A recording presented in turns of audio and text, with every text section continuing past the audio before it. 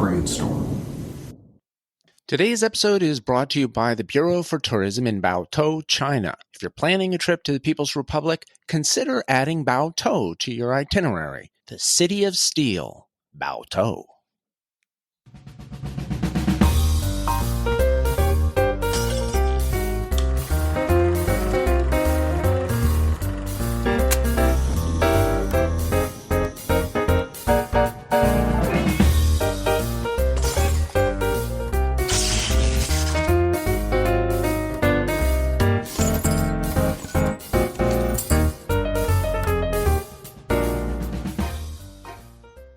Dr. Geller. Colonel Troyer, welcome to 2024.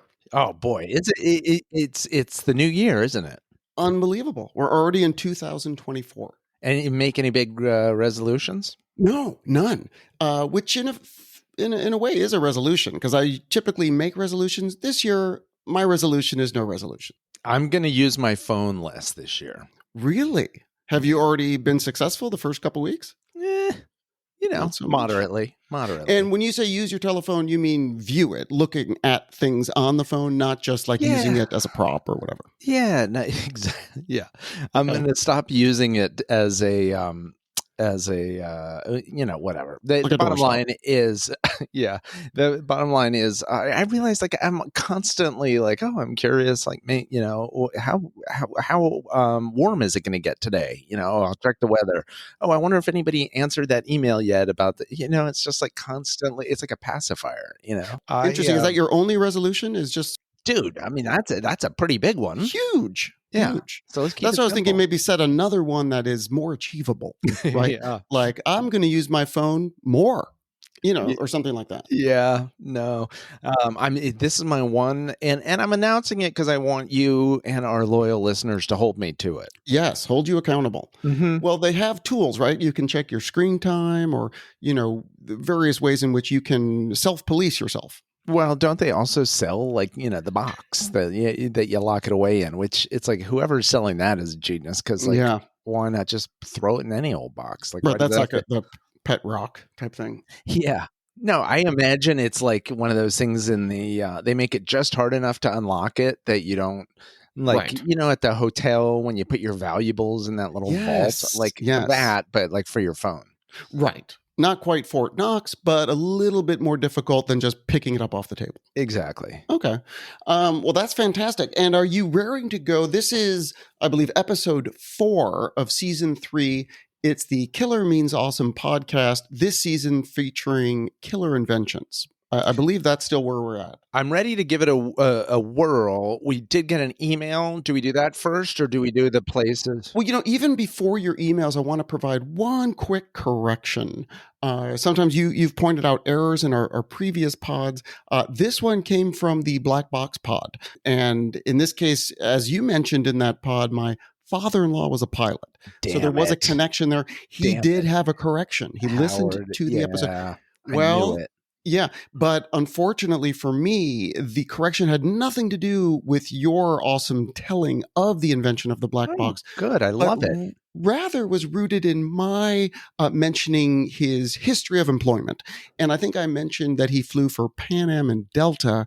He corrected me by letting me know that he did not fly for Delta. He flew for Pan Am for many years and then for World Airways, which is a different airlines I had never heard of. So just making that point so that we're all square with Howard and his pilot history. First of all, Howard, thank you for listening. You are definitely one of our loyal listeners. Yes. The email that we got, unfortunately, was also about the Black Box episode. It was from somebody who is named Elsbeth. I read it originally. I thought it was Elizabeth, but it appears to be Elsbeth. Okay. And she lives in Pretoria, which I believe is in South Africa. Correct. Yes. Wow. Okay.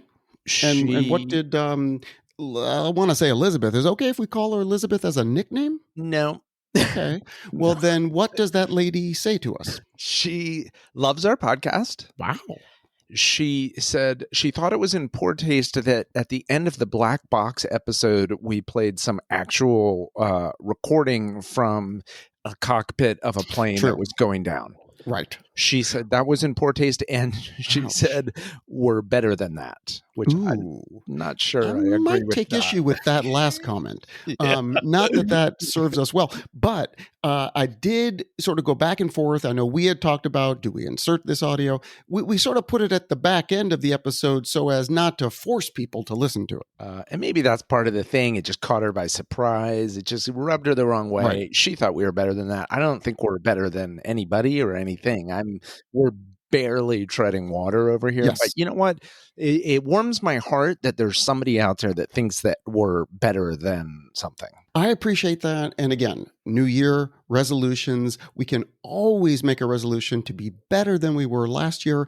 If that includes not including cockpit voice recordings of pilots who are about to crash, I'm fully on board. I can get on board with the fact that that was in poor taste. Also, let's not bury the lead here. We have a listener in South Africa. That's pretty Unbelievable. Unbelievable. And what a great tie-in, because I do have locations of some of our listeners as we Is like one to of them feature. Pretoria? Because I know who that is. No, it's actually not Lisbeth or what? Elsbeth? Okay. But this is also very far away. So let's say hello to our good friends in Mount Barker, South Australia. Oh, South Australia. Yeah. 33 kilometers from Adelaide, wherever that is. So Mount Barker, welcome. Wow. Welcome. That's really cool to think of somebody tuning in from over there. I forget. Are the seasons reversed? Is it summertime? They are. Yeah. The Australian Open is going on right now. Summertime for them. That's really cool. I bet they got some shark attacks happening down there. Jeez. That could be another season of Killer Means Awesome. Shark attacks. Yeah. Yeah. Second location today, let's say hello to our good friends in Somerville, South Carolina. Oh, South Carolina. What the hell? We always have somebody in South Carolina. We have a lot of listeners there. It's really fun. I like that. Well, do you think that dates back on, to the season 3 years ago, the killer shipwrecks? Right. Because it feels like some shipwreck stuff had to do with South Carolina. Right. And I believe one of our biographies may have as well, but I'm not entirely sure. I encourage listeners to go listen to season 2 and 1. I think that Confederados guy maybe was born in South Carolina. You might be right. Yes. Right, but anyway. That sounds right. And then finally, we'll say hello to our friends in Boardman, Oregon. So we're going all the way up to the Pacific Northwest, from South Australia to the Pacific Northwest.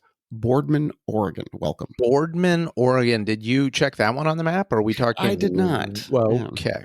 Yeah, but great to do post-recording. Welcome to our listeners from Boardman, Oregon, Mount Barker, Australia, and what was the name of the one? Somerville, South Carolina. Yeah. And, as long as we're at it, Elsbeth down in South Africa. Right. So welcome to all our listeners around the world, and also a big hello to all our troops serving abroad. For sure. Yeah, and we thank you for your service. Mm-hmm. Now, Colonel Shore, any other mail that we've received over the holidays or anything we need to catch up on housekeeping-wise? Nope. Excellent. Well, then let's proceed into episode 4 of Killer Inventions. So exciting. Yeah, this is a good one, I got to say. And I know we say that about Is it chemistry again? Is that what we're doing? It is not, but there is a minor tie-in to our very first inventor that you spoke about, Albert Hoffman. Oh. So there will be a connection to him, but very tangential connection, not meaningful. So are you ready to go? I was born ready. Today, I'm going to follow my history of potentially breaking some rules as it applies to the type of episode we purport to have here on season 3 of Killer Means Awesome. So this will be covering an invention. In fact, kind of 2 inventions, but even on top of that, will be centered on a specific inventor and her story, which is intertwined with the inventions that she was a leader of a team responsible for. Does that sound kind of exciting? I mean, my first reaction is you dirty rule breaker, but yes. I'm going to let it slide.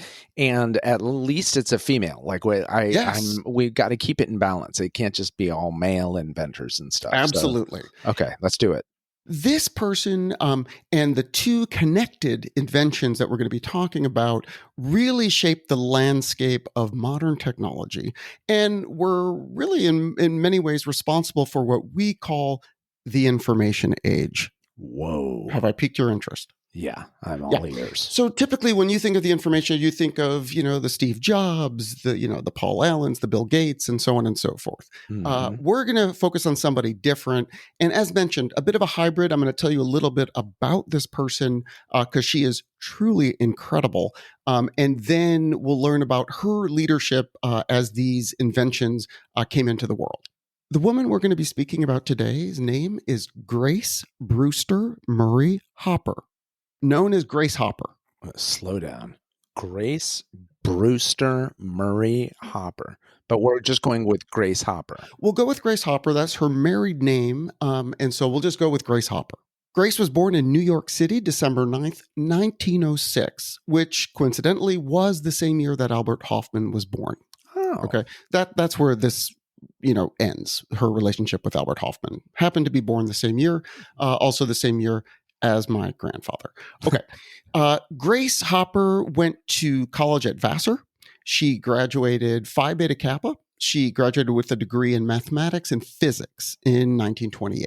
Wow. Yeah, very smart. She went on to earn a master's in mathematics at Yale University in 1930, followed by a PhD in mathematics in 1934. So she received both a master's and a PhD in mathematics from Yale University in 1934. I had two grandparents who were PhD students at Yale at that exact same time. You must be kidding me. I'm not kidding you. What did they study? Virginia Loisler and David Brown, English literature. Both got PhDs. Wow. And I even ran it through our friend Maurice Samuel, Dr. Maurice Samuels. Yeah. He confirmed it. PhD, that's the one where you're a doctor, but not the kind that helps people. Right. Although if you are someone in need of tutoring in math, then in theory, that doctor would help you because she has a PhD in mathematics. This is a crazy coincidence. Okay, that she was there on that campus at the exact same time. Exact same time. What did Grace get up to? What was her? What kind of shenanigans did the physicist get up to? So, she was math at that point. So, she left her physics behind in college and focused exclusively on math. Okay. But what I'll say is when she graduated from the PhD program and earned her degree in 1934, she joined the Vassar faculty as an associate professor. Wow. And that was actually the same year she married her husband, Vincent Foster Hopper, who incidentally, similar to your grandparents, was a PhD in literature. And he taught at NYU. Wait, so he's teaching at NYU. She's teaching at Vassar. I forget how far away from NYC. Yeah, this is not killer geography. So okay. I'm going to say they're both on the East Coast, so probably a short trip away. And I'll let trip be defined however you'd like to define it. Yeah. No, like I imagine a train ride back in the day, with Yeah, I don't think it was horse and carriage. I think they were able to get there in some sort of timely fashion, obviously not as easily as today. Okay, so World War II has not happened yet. No. Everything's great. She's doing some math. She's got a job. She's teaching at Vassar. And to give you a little sense of who Grace Hopper is. So she had this habit where at Vassar, she would audit 2 classes per semester that were in a field completely separate from math. Yeah. So she's a know-it-all, right? She's a know-it-all. She's super curious. And then she would incorporate what she learned in these other classes into her math classes. So, again, we have a good friend, as you mentioned, a professor in the humanities at Yale. I don't think he audits math classes. Now, I could be wrong. I don't want to cast aspersions, but there's no way in hell. He barely shows up for the classes he teaches. Yeah. And that's like, 2 hours a week? I mean, it's not like... This guy's, It's not like shoveling coal. No, I'd say it's perhaps the most opposite from that type of employment. Okay, but you mentioned that this was pre-World War II. And I love that introduction to the next part of Grace's life, which comes right after Pearl Harbor. Does she get enlisted into the war effort? Well, in a way she does. So she is very patriotic. In fact, she has history in her family of serving in the military. Oh. So when Pearl Harbor occurred, she was 36 years old. But guess what she did? Enlisted. She did. She joined the Navy. displaying that characteristic drive, she negotiated many administrative hurdles to her joining the Navy. One being that you had to be at least, I think it was around 125 pounds, and she weighed 105 pounds. So she was under the official minimum weight that you could be to enlist in the Navy. But was it? But they were taking women, huh? Like, wasn't there something called wasn't there something called the CBs or something? Oh yeah, that does sound familiar. Okay, but anyway, so she's a trim 125, and they really want you to be 130 or more. But she's 105. She's 105. Oh, so she needed to be yeah. And they wanted you to be what? I think 120 or 120 something. Okay, but she talks her way into it. She gets in there. She's enlisted. She's a reservist. I bet you know what she does? She confuses them with the math. She's like, if you carry the 3 and then you do this, it actually is the same as 120. Or did they have the new math back then? Or was that fairly recent? I think they're still doing the old math. Just in from Vassar, we have some new math. 105 equals 120. Done. Right, let me quick get this abacus over here. Yep, I'm good. But it was because of Pearl Harbor that she joined. So now she's sworn in, and she is commissioned as a lieutenant to work under Commander Howard Aiken. And the place where she's going is the Bureau of Ordnance Computation Laboratory at Harvard University. A school I believe you're familiar with. Yes. I am familiar with it. Now, wait, what's it called? The Ordnance? It's called the Bureau of Ordnance Computation Laboratory. Cool. Okay, now she thought she would be working on something related to cryptography, like, doing that sort of decoding. That would have been my guess. Yeah, but she wasn't. So instead, she was asked to work on a computer. Now, not just any computer, but a program-controlled computer that the Navy had at Harvard University in their computational lab, and it was known as the Electromechanical Automatic Sequence Controlled Calculator. Wait, but it's a computer. It's technically a computer. In fact, it's considered really one of the first computers ever. Yeah, I was going to say, I didn't realize that there were computers yet in the 1940s. Very first computer. I thought I got the first one when I showed up at college in 1986. Like, I thought that those were the first computers. No, you were the first one on the floor of your dorm, but not in the country or the world. But so this computer located in the basement, it's quite larger than the computers you and I are familiar with these days.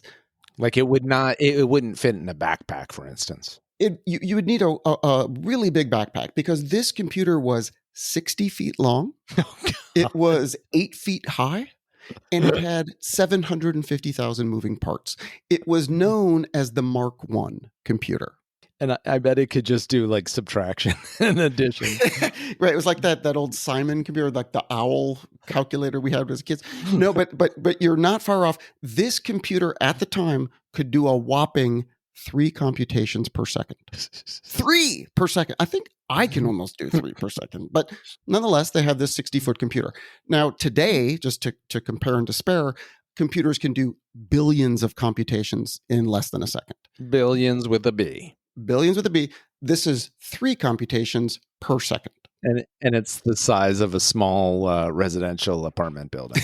Yeah, exactly. So that's how things were done back then. Now, her new boss said, hey, take a look at this machine and make it work, because we're in a war and we need you, Grace Hopper, to run complex computations by punching them into these paper tapes.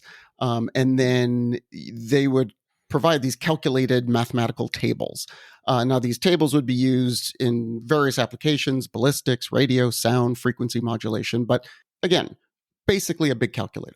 Was she excited to do this work, or intimidated, or what was the vibe going in? I think confused. I think she was very much confused as to why they had selected her to be the world's first computer programmer. But she was undeterred. She liked a challenge, and so she got right to work. Now, going back to this period in history, computers, or the computer that they had, was similar in that, like other technologies, it was developed for a singular purpose.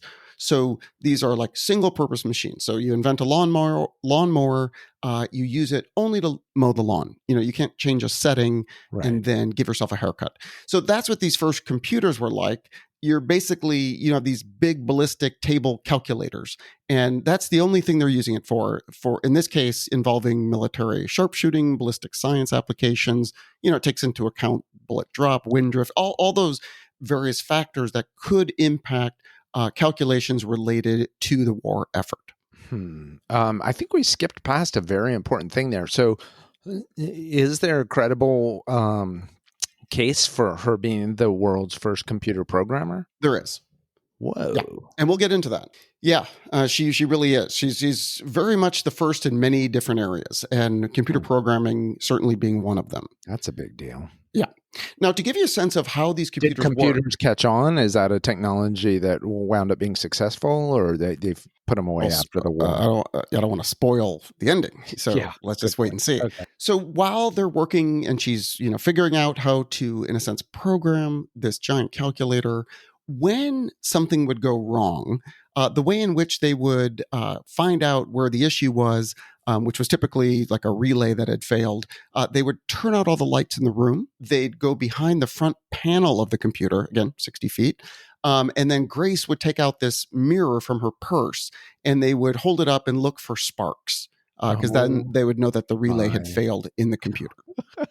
Okay, that's how they're troubleshooting. Holy cow. Now, one day they were getting these wacko computations. So they went back to tracing the malfunctioning relay, and they found a 2-inch moth. I was about to say a family of mice back there. No, they found a moth wedged between the relay contacts. So they removed the moth, and that did solve the problem. Well, not for the moth. Did it? Not for the moth. Live? The moth lived in a certain sense because it was affixed to the daily error logbook, which now sits in the Smithsonian. So that moth actually is in the logbook that sits in the Smithsonian.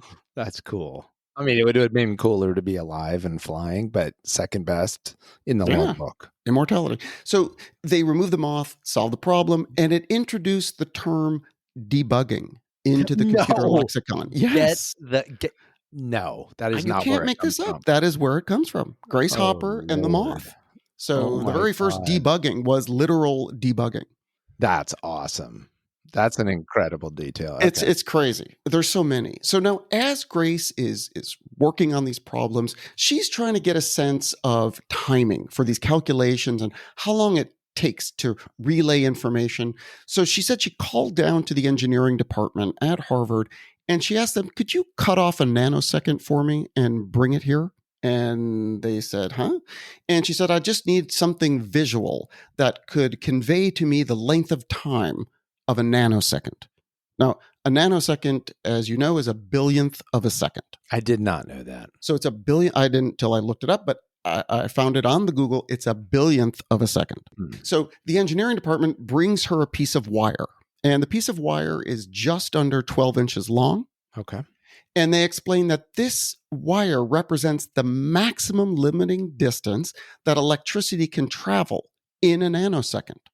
Okay, assuming it was in space in a vacuum. But that's how far electricity or light could travel in a nanosecond. It's this 12 inches of wire.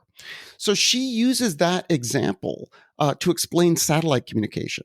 Like, imagine if you stacked all of these wires from here on Earth up to the satellite. That's how long it takes. All of these interesting ways of visualizing time and space. Now, but there's no actual satellites yet. No, I'm just saying now, like that, if you were to, describe it, because she goes on to teach for her whole life. So she uses this nanosecond thing with the wire. She literally breaks out all the time. I'm not going to give this away. Well, I'll give it away. She ends up on Letterman many, many years later. Yes. Grace Hopper. And she, of course, she brings out her nanosecond wire because that becomes one of her main props. That's her prop. Yeah. When she teaches, she gives every student a nanosecond. Now, what she also will then go on to explain, and this, maybe I'll cut this out, but when she then asks the engineering department for a length of wire to highlight a microsecond, Okay. Mm-hmm. So you have a nanosecond. It's a little under 12 inches of wire. Right. That's how far. A microsecond is a millionth of a second, not a billionth. It's a millionth. How Okay. much wire do you think, compared to that, basically 1 foot of wire for a nanosecond, how far would light travel in a microsecond? I'm hopelessly confused. Just tell me. Perfect. 984 feet of wire. Wow.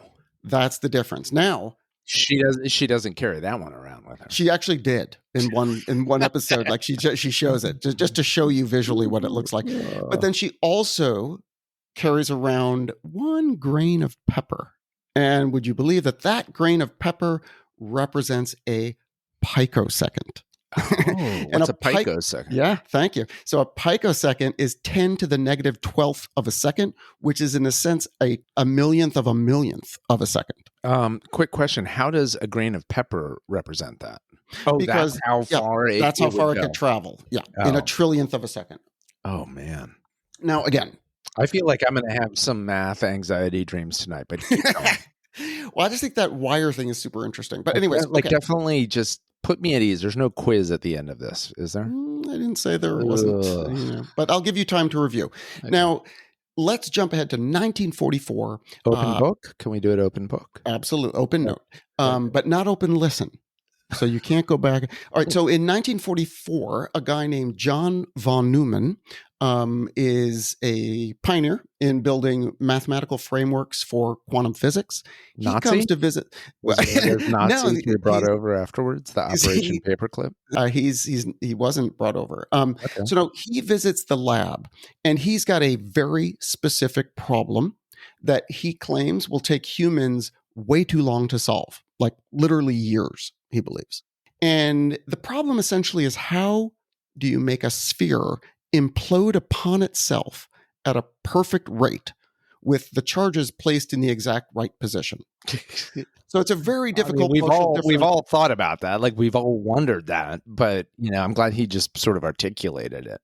For some, it's a fleeting thought. For some, it's a life obsession. But for him, it's there's a desperate need to solve what is this very difficult partial differential equation problem. Why? It has to be. It's for explosions and stuff. You're good. You are good. Okay. Let me go on record. I'm recording this. You are good. So you hear that, Elsbeth? Yeah, I'm good. Take that, Pretoria. Yeah. So now Hopper and her crew, they go out to solve this problem. They do it in 4 months. They solve this problem that he said would take years. They do it in 4 months. Wow. It turns out this guy Neumann working on the Manhattan Project. And the problem was the implosion calculations for the nuclear bomb. Yeah, I should have seen that coming. Holy cow. Did she get pulled into that whole project? She did. And so the calculations that she provided were used on the bomb that was dropped on Nagasaki. Ooh. Yeah. Wow. So she's got some blood on her hands. Well, you could say she contributed to Japan surrendering 6 days after the bomb was dropped. But we're not here to judge. We're here to report the facts. Wait, that's insane. She was also involved with, the Manhattan Project. All right. Like, in a big way. Like, her calculations were critical to the implosion. Okay, so she ended up staying at the Harvard Computation Lab until around 1949. She turned down a full professorship opportunity at Vassar in favor of working as a research fellow under a Navy contract at Harvard. So she kind of stayed on in this research world. But only until 49? Right around then. Okay. After that, she took a job with a company called the Eckert-Mauchly Computer Corporation. She joined as a senior mathematician, and she worked on the team that was developing the UNIVAC-1, which was really the first known large-scale electronic computer that was brought to market in the early 1950s, around 1950. It had more processing power than the Mark I. Can I get the name of the place again? The Eckhart? Yeah, it's ECKERT-MAUCHLY Computer Corporation. Huh. They ended up being bought by another company, but she worked there for a while, and the UNIVAC, actually, this computer was behind Walter Cronkite on some broadcasts as the first computer that broadcast like the results of a presidential election. Let's go to the UNIVAC. But anyway, so she was working on that. Nice.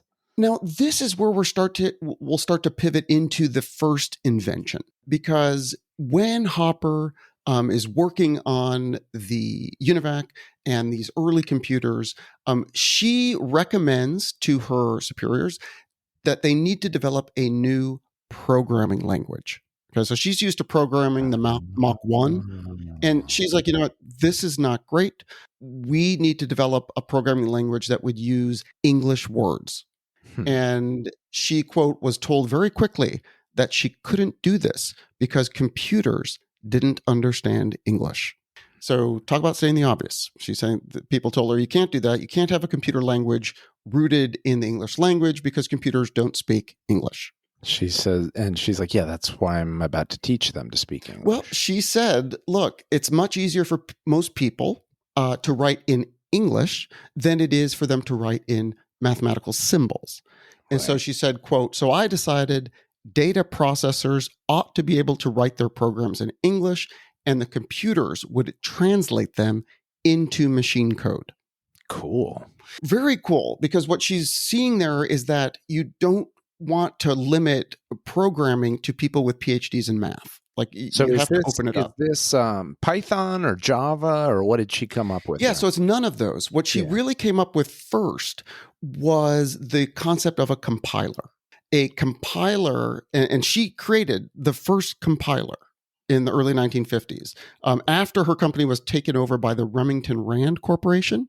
So as while she was working for them, she created the original compiler, which was known as the A-O compiler. Not the best name. I mean, it doesn't really, jump out at you. But what about like A-OK? Hey, how's this compiler? It's A-O what? Does that work? Yeah, well, that's if you spell compiler with a K. Yeah, good point.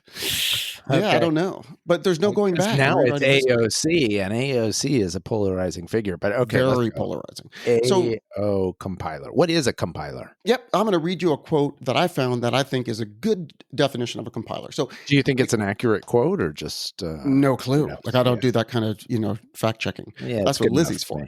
Yeah. So, compiler, quote, a compiler is a program that translates human readable programming languages into machine readable code.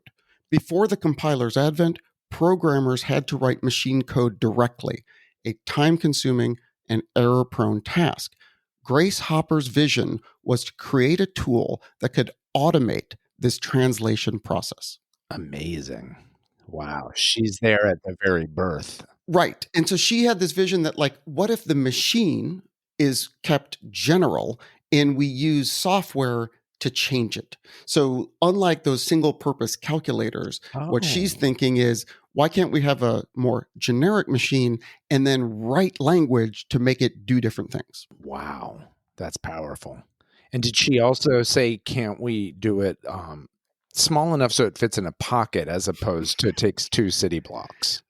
Believe it or not, she actually saw the future and was very aware that a lot of what she was working on would be completely different. That they were in the very infancy of this technology. Okay, but was that just because she was reading like Dick Tracy comics? Yeah, she was like, you're going to have a radio on your wrist and you'll be able to call headquarters. I was marveling today, like, why do we call these things phones? But okay, let's stay on task. You've mentioned that before, and I do agree, because the phone part of the device is used probably more infrequently than anything else on the device. Yeah, it's 1/1,000,000th of what the thing can do, but we still call them phones. True enough. You know what? We could be inventors. We could come up with a term that really conveys what the thing is. Do you think someone would do a pod about us? About our invention? That'd be cool. One day. They should. Yeah. Dare to dream. So this compiler really is considered one of the most important inventions ever in computers. Yeah, no question. Because programmers just no longer had to manipulate the computer's hardware, right? They were doing it in this very different way. And it just opens it up to all the mathematicians. Yeah, it was a revolutionary breakthrough. And it meant that programmers could focus on problem solving and logic without needing this intricate knowledge of machine language. Again, in the old days, if you would have one of those cassettes that had like the blackjack game on it that you'd put on your TRS-80. Yeah, I'm dating myself. But if you turned up the volume, it was like all these weird sounds. Or when you used to connect to the internet, it's like that's what they were writing, was this bizarre machine code. Does our hero, does she get paid? She doesn't really make a fortune from all of this because, she's working at these companies, and so it's owned by the company and in the Navy.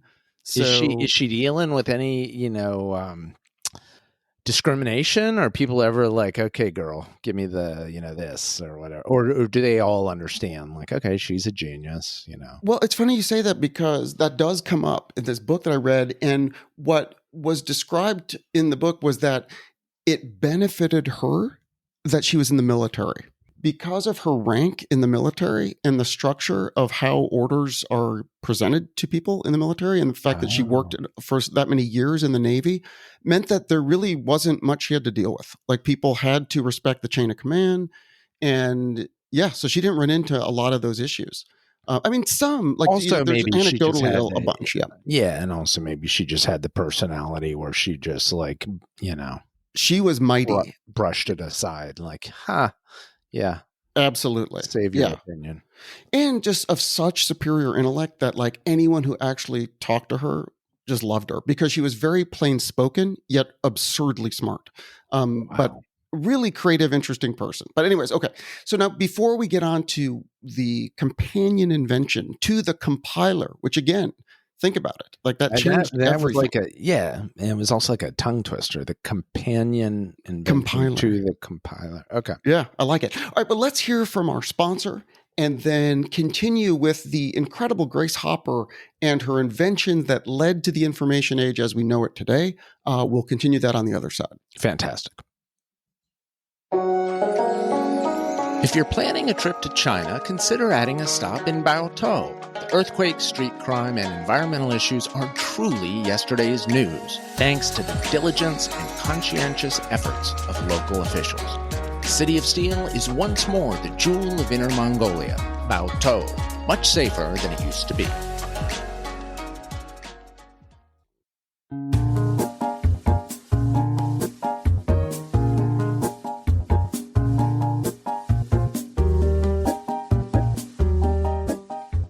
Okay. Did we ever check into that? I feel a little weird running that ad again. Is that place safe to go to?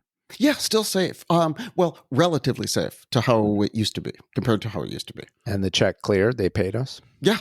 Yeah, we're still having some issues with the currency in which they paid. But yeah, we'll figure that out. Okay. I'm not worried. So when we left off, I mean, she had basically already won one world championship. Yes. I mean, several, arguably, but at least definitely the compiler, the AO compiler, that was a big deal. Right. But it sounded from what you said at the beginning, before the ad, like she was not done. She was just getting started. She had this compiler. Now, her initial compiler was more mathematically based. So not symbols, but math. She then got to work on the first English language compiler, the BO, which was also known as Flowmatic, which kind of sounds like that guy with the blender trout. Or what was the blender that Dan Aykroyd on Saturday Night Live used to do? Like the bassomatic, like it's like the Flowmatic, the bassomatic. Well, at least they came up with another name other than BO, because that's not a good name. That's not great connotation. So now Flowmatic is awesome because it conjures that era, like slapping matic on it. Right. Now it was also known as BO, as mentioned, for Business Language version 0, being the first English-like data processing language. And it was developed, for the UNIVAC because she was at Remington Rand. So this programming language, Flowmatic, the first programming language to express operations using English-like statements, was developed by our friend Grace Hopper. Wow, Flowmatic. I love it. That sounds like that could also be a good band name, Flowmatic. It also reminds me of Flo on that TV show. What was that Alice? TV show? Yeah. What was it, just Alice, or was it something like Get Back to Work Alice? I don't know, but Alice, Flo was the other one. Kiss My Grits? Yeah. Flo? Flowmatic. That's the first computer language where you can spit out some English words and then the computer understands and gets to work. That's exactly right. It separated the description of data from the operations on the data. So very significant. And Hopper really led, this whole team that was creating this programming language, and it was quickly adopted. And colleagues, really enjoyed it because it meant that they could now participate in this programming of these computers. Are we still in the 1950s, or now we're in the We are. 1960s? Okay. Yep, we're approaching 1960. It's 1959. Okay. And that's when she organized CODISIL, which is the Conference on Data Systems Languages. And that was the organization that really created COBOL, Common Business Oriented Language, which was, this programming language, which became fundamental in pretty much every business, banking, and administrative application. Who's she working for nowadays? She's still at Remington Rand. Gotcha. So she's still there. And but again, this was a huge sea change in computer programming. The development of see what you COBOL. did there. A Navy sea change. You got it. Do you think she exited the military, lieutenant, or by then she was something else? Oh, we're going to get there. It gets good. Ooh. Yeah. But great foreshadowing of what's coming. Okay. Interestingly enough, some of her colleagues were not happy with the advancements in the programming languages that Grace Hopper developed. In fact, they thought it was a mistake and that the language was too verbose, it was too far away from the hardware, and they just didn't like that she was sort of democratizing the playing field when it came to programming computers. Well, you can't make everybody happy. Somebody's always going to complain about something. Of course, they didn't like it. They wanted to remain this sort of super elite group, the only people that could program a computer. And she was like, well, this is absurd if we need a PhD to program. And so that was her perspective. Good. And a quote from Grace at the time, Hopper said, quote, "Then I decided there were two kinds of people in the world who were trying to use these things. One was people who liked using symbols, mathematicians and people like that. There was another bunch of people who were in data processing who hated symbols and wanted words. These were word-oriented people. And that was the reason I thought, well, we just need two languages." So she then said, "I could switch my vocabulary and speak highly technical for the programmers and then tell the same things to the managers a few hours later, but with a totally different vocabulary." Wow. So I guess I've always been innately a teacher. Yeah. A teacher and a leader. She leads teams that develop these things. Okay. Right. And so she wrote Phlomatic, which then became essentially COBOL. And COBOL, if you were to look at the language itself, is 95% Phlomatic. So, COBOL, I think I read one estimate, it's still in about 70% of all active code. COBOL, still from what Grace developed. I mean, Phlomatic was a better name, but it does sound like the other one was an moved it a step forward. Yes. And in fact, if you remember the Y2K problem. Well, was there a problem? They told us there was going to be a problem. They told us there was a problem, and the reason was because it was a COBOL problem, because of the way in which COBOL had handled the years. But then why did it turn out not to be a big deal? It was like all I don't know. Yeah, it's interesting that we all remember, but we don't remember why it ended up being okay. Yeah, because I thought all the planes were going to drown, like it was going to be real chaos. Yeah, but COBOL's still powering a lot of critical systems in the world today, all from Grace Hopper. That's unbelievable. So that's really the two inventions that she's most known for are the compiler and the first programming language, which again, the impact. It really impacts every single thing that we deal with today in modern technology. Yeah, everything we're really using right now, everything we're recording on, everything. Yeah. She did retired from the military right after being promoted to Commodore. So in 1983, via the appointments clause, she was appointed promoted to Commodore by President Reagan. Wait, like in the band, like Easy Like Sunday Morning, or like a military thing? Military thing. Okay. Yeah, what did I say? Yeah, Commodore, like the band. That's perfect. Yes. I think the Commodores actually played at the retirement ceremony. I did not know that was a rank. Well, interestingly enough, it became a rank, or it was a rank, and then that rank changed, and they now call it Rear Admiral. Oof. Which is a little bit weird. That's a weird one. So anyways, Grace, after becoming the Commodore in 1983, she stayed on active duty for several more years before she was forced to retire, basically, by Congress. And so on November 8th of 1985, she retired at the rank of Commodore, which again was later renamed to Rear Admiral. Do you think that Rear Admiral is higher or lower than just Admiral? I think it is higher. Really? Because it's like the lower half, like you're above the lower half. I forget exactly what it means. Yeah, because I would just be like, oh, thank you for the honor. Can it just be Admiral? Like Rear Admiral, it doesn't, it's weird. Does have a strange, like especially when you keep looking at the word rear in front of it. Yeah. Like, what?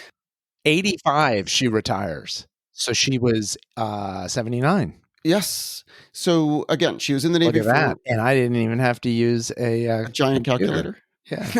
You didn't use a purpose-built machine to do that? So she was in the Navy for 42 years and retired officially on August 14th, 1986. So she's in the Navy all that time that she's working in private industry, like yes, in the Naval Reserve or whatever. Correct. Very cool. So now let me tell you a few interesting life facts about Grace Hopper. Yeah, I was going to say married. You told me she got married. Did the marriage survive? Did she have children? Did she have hobbies? So no and no. The marriage did not last. Yeah. And she also never had kids. She did have a drinking problem, which she... Did she really? Oh, yeah. She smoked and drank like a sailor, which she was. And she never became sober, but she did get her hands around the issue. In fact, like they did have an intervention with her back in like the 50s. Just when I thought I couldn't love this woman more. They should have a movie about her. Yeah, she's incredible. So, okay, let me give you a few facts. All right, her great-grandfather was also a very high-ranking naval officer during the Spanish-American War. Oh. And that's why she claims she went into the Navy, was because her family has this history in the Navy. In fact, when she was commissioned a lieutenant, when she first joined the Navy, she went to lay flowers on her great-grandfather's grave. And she told him, quote, "It's all right for females to be Navy officers. Don't worry." Because when obviously he was in the Navy, women were not allowed in the Navy. That's cool. She had a clock on her office wall that ran backwards and had the numbers backwards. Now, Grace explained that it always is good to make you think twice and keep you on your toes.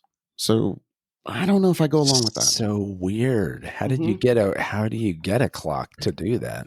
Must have had it specially made. At the time of her retirement, she was the oldest active duty commissioned officer in the United States Navy, 79, as we mentioned, 79, 8 months and 5 days. Her retirement ceremony was aboard the USS Constitution, which was the oldest commissioned ship in the Navy at 188 years. Admiral Hopper, as she became known, was the first person to ever be profiled on 60 Minutes 2 times. Wow. 2 times on 60 Minutes. She was on David Letterman. All this is on YouTube. It's hysterical. She is quite the character. She's credited with the phrase. Did she go by Admiral Hopper or Hard Drinking Hopper? It depends how well you knew her. But at least on these television shows, she's Admiral Hopper. She's credited with the phrase, quote, "It's easier to apologize after something's been done than to get permission ahead of time." I'm going to call bullshit on that. I bet you there's some phrase in Latin. I bet you the Greeks were saying it 3,000 years ago. But she was very drunk when she said that, by the way. I'm just kidding. It would be rough to try to do an intervention on somebody that smart. Yeah. You know what I mean? And beyond her intelligence is, and you'll see this if you watch her interviews, was just the type of person she was. Right? Yeah, what's she like? Well, she, very plain spoken, very forthright, like, no games, but also a tremendous leader. And she led by example, but she had this big issue with people that felt that you needed managers. She was against managers and more interested in leaders. She said, you can manage things, but you lead people. You don't manage them. She said, quote, "You don't manage soldiers into war. You lead them." And so that was her mantra, was to be a leader. And that, served her very well, given she's in the military. What a mix of attributes and strengths she has. Because the stereotypical vision we have of a mathematician is not that, like a military like leader and forceful and this and that. Like it sounds like she's both cerebral but also like a force, like, to Totally. be And reckoned down to with. earth. Like she's got a very dry sense of humor. She's really funny. I mean, when you see, like, she's just incredible. Down to earth, you mean like passed out drunk or just like, humble? Both. I mean, they're not mutually exclusive. I mean, she said the most dangerous phrase in the English language is, quote, "We've always done it this way."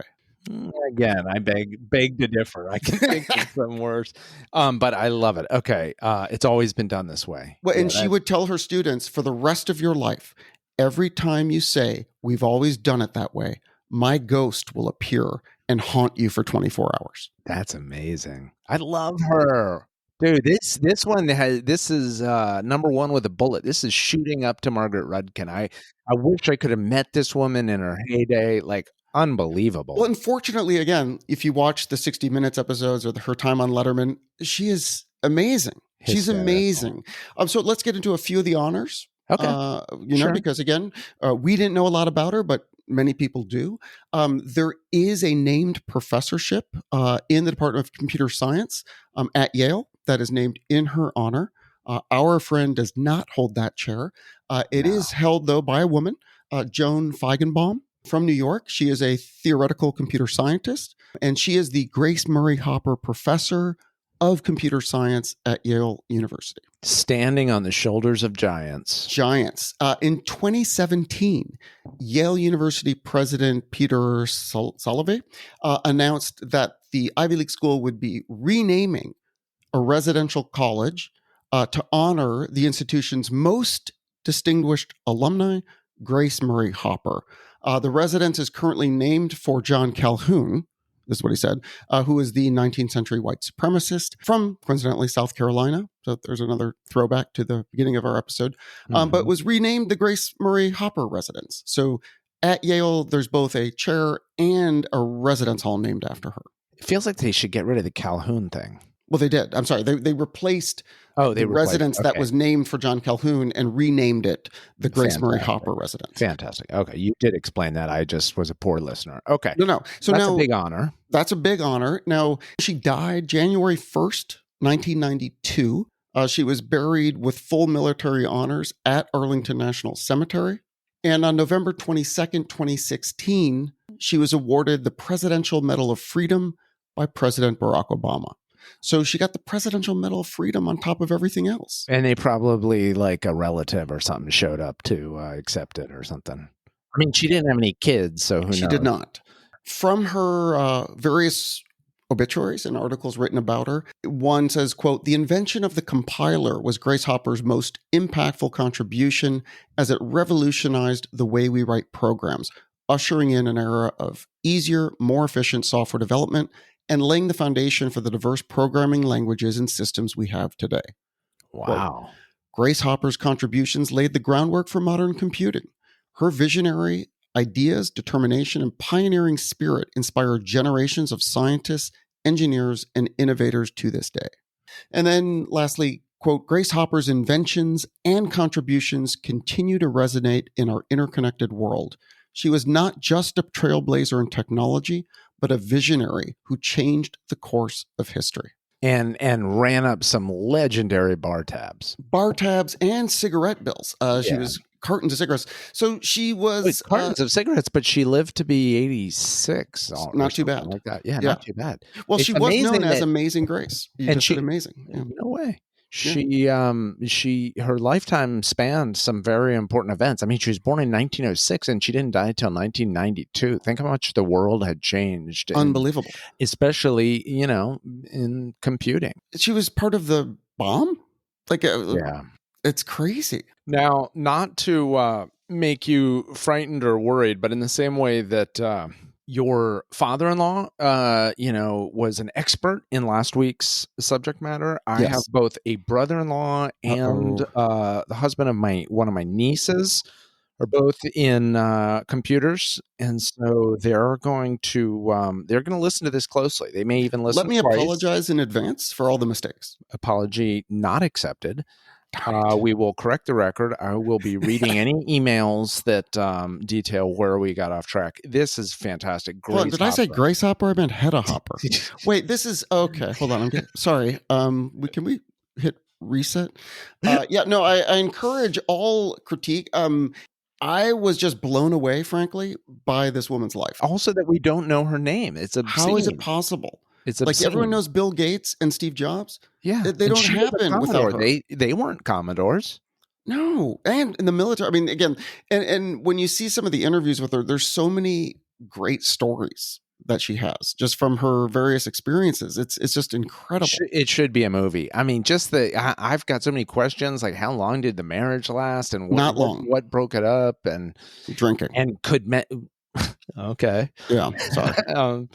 But also, just did guys fall in love with her? I mean, she's like brilliant. She's leading teams at Harvard, at the this corporation, at that. Like, how did the men relate to her? Did she have women who worked for it? Like, we could do a whole nother episode on this lady. Yeah. But, Well, and it's interesting. She does talk about like how some of the men treated her when she first arrived at the computational lab, because there's clearly like some snottiness, but in the world of academia and in the military, it benefited her that she was superior to everybody. Essentially. Does she ever cross paths with that guy Shockley, the guy who's like there at the Interesting. birth of transistors and chips and all that? He was Probably, but I didn't read anything about that. In he's a fact, weird character. yeah. In fact, the book that I would recommend if you want to learn even more about Grace Hopper. Well, let me find that. It was written by a guy that knew or that met her twice, because she spoke at the graduation ceremony for his sister. I mean, you'd hope the guy would have a little more information than that. So he just like bumped into her twice and wrote a book. Yeah, but I mean, like I could write a book. You know what I mean? Like there's so much about her that just falls off from meeting her twice. Yeah. But he actually took a course from her. She taught, I think, at the Naval Academy. He was also in the Navy. But anyway, so the book he wrote is called Grace Hopper and the Invention of the Information Age, and it is by Kurt Bayer, Beyer. How in the world am I ever going to top this one? Like the inventor of the information age. Ugh. Should we just wrap up this season right now? I mean, if I were to tell you that like this woman who's 5'2", born in 1906 is responsible for the information age. And by the way, like she does have all these prescient things to say in these interviews where you're like, oh my gosh, she saw this coming. And so that to me is one of the most impressive things about her when you see her interviewed is how aware she is of what advancements are going to take place in the next 50 years. Like she knows all the stuff with the computer and, because she lived in the 90s. Like she knew this was the beginning. I've got more questions. Did she ever show up and as a ghost and haunt the people who said, well, look, this is how we've done it. Also, if she is a ghost, if she is still out there, we would like a sign from her. Third of all, I would like to know, I mean, can you imagine a woman with that brain, what she would make of the current state of it? I mean, it would just be like incredible. Yeah.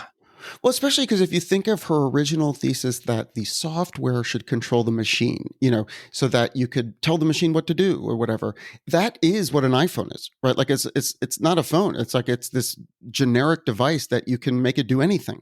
And that was her whole idea, was that you could write software and make these machines do anything.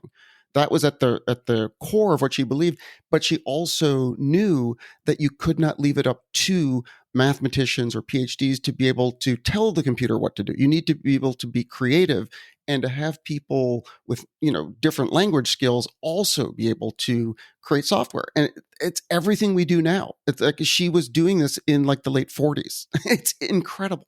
Yeah, she was visionary. It's interesting also that we started out the episode with me saying my New Year's resolution is not to look at my phone so much because it has become, to me, that is the defining sort of fact of our age is the iPhone in a way. It's like that computing power and the way it's just both made some things much better, but also kind of made the world worse. I don't know. Yeah. We're still coming to terms with how to use that particular invention correctly. I think back to like putting restrictions like on the number of hours our kids could use any kind of computing device or whatever. And like that seems so quaint now. Like kids, it's 24/7. It's like, how are you going to detach them from a device? Like you can't. Yeah, and it's to me, it's like no wonder that like attention deficit is so widely 100%. diagnosed. It's like part of it is like you're just constantly flitting back and forth from one thing to the other. You're constantly stopping what you're doing to check your phone. Like it's just everything's moving too fast. And also where there's something about like the intersection between that technology, but then also capitalism. So where it's like the people that are writing the programs, the entire thing is to keep you glued to the phone, to the app within the phone. It's not like built for, oh, what would be healthiest for the community? It's like, no, what will make our company money? Like Right. effects on youth be damned. Yeah. No, it's always nefarious purposes. Those are the easiest to monetize. So she was only 5'2", by the way, huh? Yeah, she's really small. And in these interviews, like she looks like she's wearing a little costume, like as she comes out in her naval. Okay, so no wonder they send her back there behind the machine to look for the moth. Yeah. But also just the fact that that's where that word comes from, debugging, is there was a freaking moth back there. There's a picture you could see online, the picture of the error book with the moth taped to the page. Sad. Incredible. But yeah, an incredible life story. So I feel like it's a combo biography, inventor, inventions. No. But I mean, that's all. the best inventions, I think. There's been an aspect of biography in all our invention stories. Yeah, of course, there has to be. I in the Geller Hall of Fame, I put that up with Rudkin. That's one of the best. If you have a spare moment, I'm going to quickly tease next week. Yes, exciting. I'm not sure if you're aware. I went on vacation while we were gone. Yes. And I will. Fantastic. Well deserved. Yeah. And I will just say that the next invention has a connection with that place that I went to. Whoa, really? But I am going to lean on you a little bit next week, if that's okay. It requires no preparation on your part, but I will be swimming in waters that you're just more familiar with. So for instance, like it's not technology, so really, right. But in the same way that technology better than I do, like there maybe a couple times I pause and I say, is that the right term, or does that sound correct? I'll do my best. No pressure. All right. Fantastic episode, and let's do it again soon. Thank you, Dr. Troy. Looking forward to next week's, which will be episode 5 of Killer Inventions, the 3rd season of the Killer Means Awesome podcast. See you then.